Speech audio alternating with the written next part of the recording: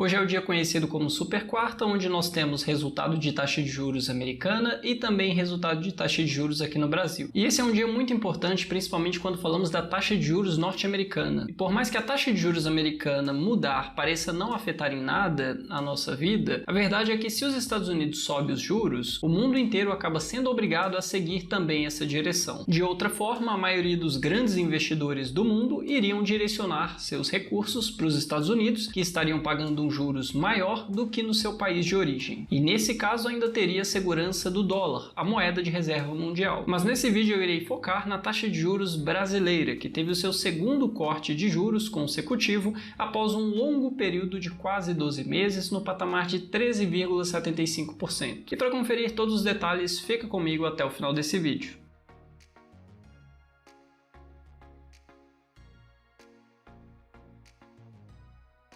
Fala, seus ricos! Bom, e se você está me vendo aqui pela primeira vez, meu nome é Marco Antônio e você está no canal que te deixa cada dia mais rico. E para você que já me conhece, sabe que esse conteúdo vai ser bom, já deixa aqui embaixo seu gostei, se inscreve no canal e ative as notificações. E para você que não me conhece, faz o seguinte, espera eu entregar alguma coisa que você ainda não saiba sobre investimentos nesse vídeo e aí sim você considera deixar o seu gostei. E um aviso rápido antes de dar início ao conteúdo é que estão abertas as vagas para o meu treinamento completo de educação financeira matéria-prima do investidor, onde o objetivo é pegar até mesmo um leigo quanto ao assunto de dinheiro, finanças e investimentos e transformar em uma pessoa capaz de tomar boas decisões de investimentos e investir tanto no Brasil quanto no exterior. Para conferir todos os detalhes, vem aqui no primeiro link da descrição. E por mais que na capa desse vídeo eu pareça estar bem surpreso, a verdade é que não é surpresa para ninguém que a taxa de juros seria cortada nessa reunião. A única questão que não era totalmente certa era de quanto seria esse corte, se seria de 0,50 pontos percentuais ou 0,75 pontos percentuais. E essa quase certeza acontece porque toda segunda-feira nós temos um relatório liberado pelo Banco Central no site do Banco Central, que é o Relatório Focus. E nele você encontra várias informações relevantes sobre o mercado, inclusive sobre qual é a expectativa do mercado para a taxa Selic no final do ano. E nesse último relatório, segundo as expectativas, a taxa Selic fecharia o ano em 11,75%. Sendo assim, como nós tínhamos até agora uma taxa Selic de 13,25 pontos percentuais, naturalmente era de se esperar um corte de juros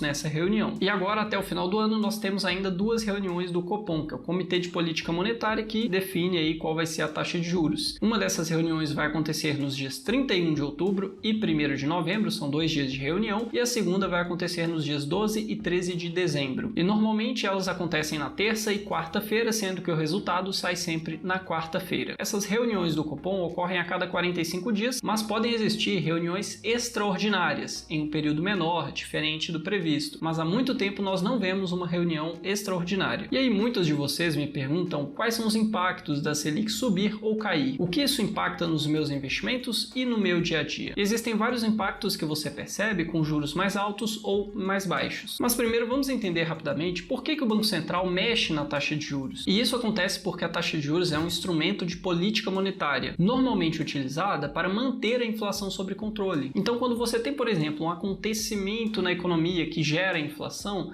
Marco, mas como funciona a inflação na prática? Inflação nada mais é do que um descasamento entre oferta e demanda, tendo mais demanda do que oferta. Como assim? Eu ainda não entendi. Vamos voltar no tempo ali na pandemia. Você teve vários comércios sendo fechados, produtos deixando de ser produzidos e com isso as pessoas demandavam ainda a mesma quantidade de produtos. Sendo assim, você tinha mais demanda para uma oferta que diminuiu. Nesse caso, é natural que você tenha inflação. Outro cenário seria você dar mais poder de compra para as pessoas, o que naturalmente aumenta a demanda. Então, quando o governo injeta dinheiro na economia, é natural que você tenha mais pessoas consumindo mais, e mais pessoas consumindo mais, como consumir é muito mais rápido do que produzir, consumir é só comprar o produto ali e utilizar, e enquanto que produzir leva bastante tempo, você tem esse descasamento, mais demanda, menos oferta, isso gera preços mais altos. E aí, quando você tem esse descasamento entre oferta e demanda, você tem inflação. Quando você tem inflação, o Banco Central utiliza do seu instrumento de política monetária, dentre vários, a taxa de juros. Então ele sobe a taxa de juros. Quais são os impactos de uma subida dos juros? Você tem o encarecimento do crédito, então aquele empréstimo que você ia pegar a juros de 3% ao mês, talvez agora custe 4% ao mês, 5% ao mês, e aí no prazo de um ano você tem um acréscimo muito relevante, de modo que muitas pessoas que talvez pegariam empréstimos deixem de pegar esse empréstimo. Então você tem uma redução redução no consumo. Fora isso, você tem também uma melhora no custo de oportunidade. Nesse caso, quando você tem juros maiores, você tem investimentos de renda fixa prometendo taxas maiores, porque os investimentos privados, os títulos de bancos, por exemplo, eles naturalmente têm que pagar um pouquinho mais do que os títulos do próprio Tesouro Direto. Sendo assim, você naturalmente, com uma subida na taxa Selic, tem uma subida nas rentabilidades dos títulos de renda fixa. Então, com isso, as pessoas acabam fazendo contas, algumas delas fazem, e pensam duas vezes em gastar dinheiro. Então, ao invés de gastar, elas vão investir esse dinheiro. Fora isso, você tem também menos negócios surgindo, porque voltando na parte do empréstimo, se você foi lá tomar um empréstimo a 3% ao mês para abrir um negócio, talvez agora estando a 5% ao mês, você não tome esse empréstimo. E não precisa ser necessariamente para abrir um negócio. Pode ser, por exemplo, para expandir o seu negócio. Então, uma determinada empresa pode ser que iria aumentar uma área e com isso ela iria contratar mais funcionários. Talvez, com juros maiores, ela opte por não fazer isso. Até porque pode nem ser viável o negócio dela agora com juros mais altos. Existem negócios com margens tão baixas que se a operação inteira fosse vendida e todo o dinheiro arrecadado ali na venda fosse investido, o retorno seria maior do que o retorno final que a empresa tem depois de pagar toda a operação dela mais os impostos. Então, com juros altos, você tem menos negócios surgindo e, consequentemente, menos gente sendo empregada e menos dinheiro sendo disponibilizado para essas pessoas que agora não vão estar empregadas. E pode acontecer também de negócios simplesmente fecharem por vários motivos. Pode ser que o negócio estava operando alavancado com várias dívidas atreladas ao CDI, por exemplo, que acompanha a taxa de juros. Como a taxa de juros subiu, esse negócio agora tem uma dívida maior e pode ser que ele simplesmente não dê conta de pagar. Então, naturalmente, você tem uma taxa de desemprego maior em períodos de juros altos. Outro impacto seria ter menos dinheiro em circulação, porque se as pessoas optam por investir o dinheiro ao invés de gastar, você tem esse dinheiro circulando menos. Se menos negócios estão sendo abertos, se menos pessoas estão sendo empregadas, você tem menos dinheiro circulando. E um outro impacto seria a valorização da moeda, que é um ponto positivo da alta de juros. Porque quando você tem, por exemplo, juros americanos a 5% e você tem juros brasileiros a 13%, você tem um diferencial de juros, que nesse caso aqui é de 8%. Se o Brasil, por exemplo, sai de 13% de juros e vai para 20% num cenário hipotético, você tem agora um diferencial de 15%. Então, o investidor de fora vê o diferencial de juros aumentar à medida que os juros sobem. E com isso, a demanda por reais aumenta, enquanto que a demanda por outras moedas, o dólar, por exemplo, não aumenta porque eles não mexeram nos juros nesse cenário hipotético. Então, sendo assim, você teria a nossa moeda se valorizando frente às outras. E como boa parte dos produtos que você consome no seu dia a dia são de alguma forma dolarizados ou pelo menos têm componentes dolarizados, naturalmente você veria com o tempo uma redução no preço desses produtos. E tudo isso se reflete em uma inflação diminuindo. E com tudo isso que eu falei, não é difícil perceber que os juros altos trazem mais desvantagens do que vantagens para a economia. Afinal, estamos falando de uma política contracionista. Subir os juros significa reduzir o crescimento econômico. E nesse momento, muitas pessoas geralmente me questionam, Marco, mas por que então o Banco Central decide subir os juros, sabendo que isso traz mais desvantagens do que vantagens para a economia? Simplesmente porque a inflação é algo muito pior do que juros altos. O Brasil já viveu um período onde a inflação esteve descontrolada e as consequências são muito piores do que um período pequeno de juros relativamente altos. Imagine, por exemplo, que uma pessoa descobre que tem câncer em um estado relativamente avançado. Considere o câncer como sendo a inflação. Então, a inflação começou a subir. Existem alguns tratamentos que podem ser feitos, mas em alguns casos, a única solução recomendada geralmente é a quimioterapia. E compare a quimioterapia com a subida na taxa de juros. Se a pessoa, por exemplo, opta por não administrar nenhum tratamento, o natural seria que o câncer evoluísse e, eventualmente, essa pessoa iria partir. Da mesma forma, é a inflação. Se nada for feito, ela tende a piorar. E nós já vivemos um período onde a inflação chegou, inclusive, a 2.500%. Veja, por exemplo, o caso da Argentina, que tem uma inflação hoje de mais de 100% no ano. E não existe limite para a inflação, porque o que é a inflação? É basicamente a perda de poder de compra do dinheiro. Se o dinheiro vai perdendo seu poder de compra, ele pode perder seu poder de compra infinitamente, porque chega um momento onde você precisa de tanto dinheiro para comprar um simples produto que o governo acaba criando um novo dinheiro, uma nova moeda com um valor melhor. E a inflação come esse dinheiro da mesma forma que comeu o anterior, e isso vai acontecendo. Então, um dinheiro pode perder valor infinitamente enquanto o governo estiver ali para criar uma nova moeda. No Brasil, por exemplo, nós estamos na 10ª tentativa de moeda, o real, e só do período de 1979 até 1994 nós passamos por 6 tipos de dinheiro, 6 moedas diferentes, chegando por último em 94 no real. E felizmente é a moeda que nós temos até hoje, e mesmo perdendo mais de 80% do seu poder de compra desde a sua criação,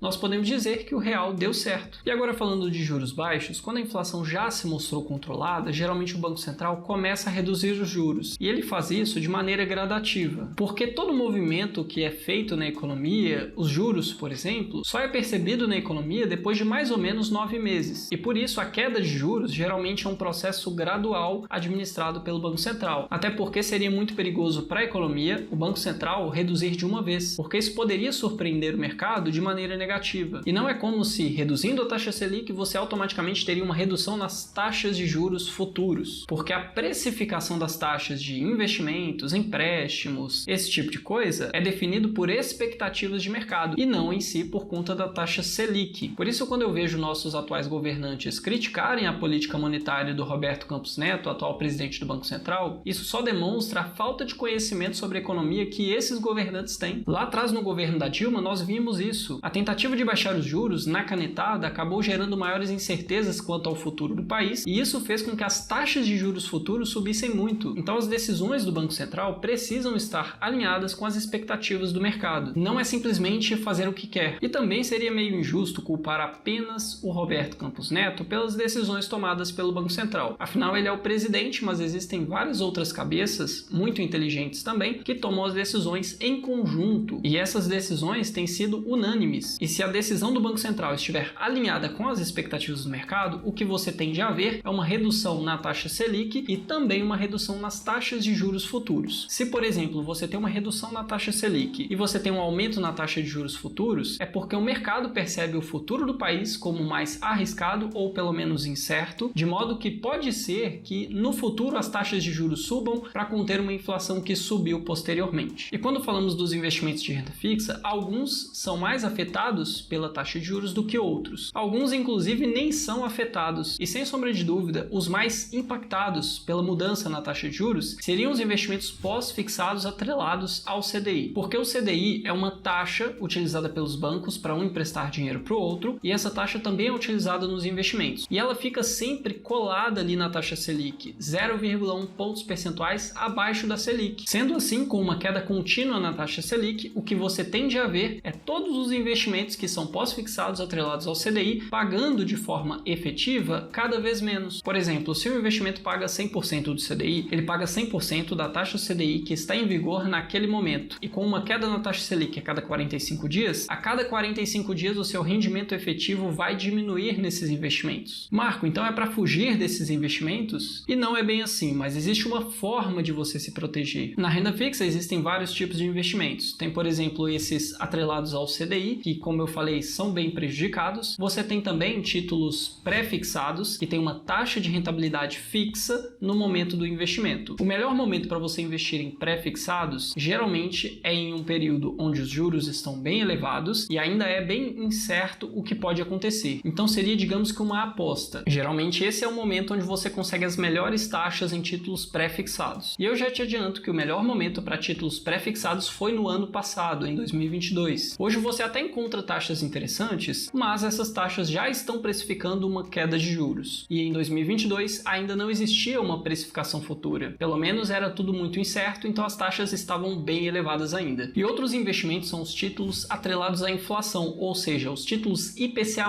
Esses investimentos têm um formato de rentabilidade de IPCA, que seria basicamente a inflação, mais uma taxa fixa. Então ele independe da taxa Selic. Se a taxa Selic subir, esse investimento fica inalterado. Se a taxa Selic cair, esse investimento fica inalterado. Então você tem uma certa proteção contra uma queda de juros. Um exemplo poderia ser um CDB IPCA mais 7% que está disponível nesse momento no Banco Sofisa Direto. É uma oferta relâmpago para o prazo de 1 ano e investimento mínimo de R$1. É uma taxa interessante? Sim, é uma taxa interessante, mas já existiram taxas melhores, principalmente no ano passado, quando era muito incerto o que iria acontecer. E eu cheguei a pegar taxas de 9%, fora o IPCA. Inclusive, para você que não tem conta no Banco Sofisa Direto, caso você abra conta com o meu código de indicação e invista a partir de R$1.000 em algum investimento que tenha prazo de resgate mínimo de 12 meses, você recebe R$50 direto na sua conta. Todos os detalhes estão aqui embaixo na descrição do vídeo. Outra opção que você tem para se proteger é nos títulos atrelados ao CDI. Basta você pegar títulos que têm liquidez diária. E por que com liquidez diária? Porque existe uma tendência no mercado de que quando você tem uma queda de juros, para as instituições atraírem novos investidores, elas começam a aumentar as rentabilidades dos títulos atrelados ao CDI. Então, se você tem hoje, por exemplo, um título que rende 100% do CDI, ele rende 100% da taxa de CDI atual. Se a taxa Selic cair, ele começa a render menos, e cada vez menos à medida que a taxa Selic cai. Com o tempo, o custo para o banco vai diminuindo, de modo que ele pode aumentar a rentabilidade para atrair novos investidores. Então, o investimento que está em 100% do CDI pode ir para 115% do CDI, 120% do CDI. Há alguns anos atrás, quando a taxa Selic estava na casa dos 2%, 3%, você tinha até 200% do CDI. E se você conseguisse travar essa rentabilidade à medida que a taxa Selic subia, você aumentava o seu retorno em relação à taxa Selic daquele momento. Por isso é importante que você considere os investimentos atrelados ao CDI com liquidez diária. Porque se você fizer um investimento pós-fixado atrelado ao CDI em um título que você não pode resgatar antes, você fica preso àquela rentabilidade que ao decorrer do tempo vai diminuindo. Então o maior erro do investidor de renda fixa hoje seria esse: pegar, por exemplo, um título de 100, 102, 105% do CDI para 1, 2 ou 3 anos. Esse seria o maior erro desse investidor. Então o objetivo desse vídeo foi falar para você, quais são os impactos da taxa de juros, dar uma aula sobre economia e ao mesmo tempo mostrar qual seria um erro que você não pode cometer nesse momento, algo que iria roubar bastante dinheiro de você. Então, se você puder, opte pelo investimento com liquidez diária. Hoje no mercado nós temos vários e eu inclusive fiz um vídeo que saiu ontem aqui no canal, onde eu falei de alguns investimentos com liquidez diária, inclusive tinham LCIs e LCAs também. Nesse caso, um investimento onde eu deixo, por exemplo, a minha reserva de emergência é um CDB de 110% do CDI do Banco Sofisa Direto e que tem liquidez diária. Se, por exemplo, aparece um outro investimento pagando um pouco mais de uma boa instituição ou até mesmo do Sofisa Direto com liquidez diária, eu retiro o dinheiro desse título e coloco no outro que está rendendo mais. Claro que fazendo as contas para ver se realmente compensa, porque eu vou pagar imposto no momento do resgate desse título. Mas como eu já estou em um CDB de 110% do CDI, eu acho difícil ter uma rentabilidade muito acima a ponto de compensar migrar esse dinheiro. Mas se fosse, por exemplo, de 100% para 120%, a diferença seria muito grande, então compensaria sim. E por hoje é isso. Se você gostou desse vídeo, não esquece de deixar o seu gostei, se inscreve no canal, ative as notificações, vem aqui no primeiro link da descrição e confira todos os detalhes do meu treinamento e veja se é para você. Com isso eu vou ficando por aqui e nos vemos no próximo vídeo.